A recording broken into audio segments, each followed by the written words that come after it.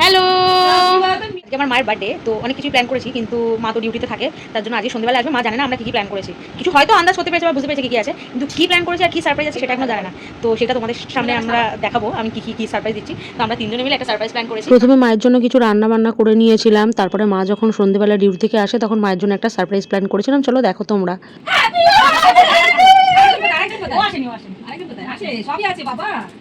সাজানি কিছু না, বার্থডে থেকে তো আমরাই বেশি সেজেছি। আমরা সেজেছি না, ভালো আছে না আমাদের। এই মাম্পিদি সারপ্রাইজ তুই নিজেই পেয়ে গেলি। সারপ্রাইজ দিতে গিয়ে কে দিল সারপ্রাইজটা? ও সারপ্রাইজ দিতে গিয়ে নাকি এ গায়েব, আমরাই সারপ্রাইজ হয়ে গেছে। সত্যি মাইরি। তোমরা তো দেখলেই এখানে মায়ের বার্থডে সারপ্রাইজ প্ল্যানটা কেমন ভেস্তে গেল। তো যাই হোক, এখানে একটা ছোটোখাটো কেকের অ্যারেঞ্জমেন্ট করা হয়েছিল, তো সেই কেকটা কেটে নিলাম আমরা সবাই মিলে। তো এইভাবেই মায়ের বার্থডের দিনটা কাটলো, আর রাত্রিবেলা তো আমার বানানো ডিনার তো ছিলই। তো এইভাবেই মায়ের বার্থডেটা আমরা সেলিব্রেট করলাম। তোমাদের ভিডিওটা কেমন লাগলো জানিও। চলো টাটা।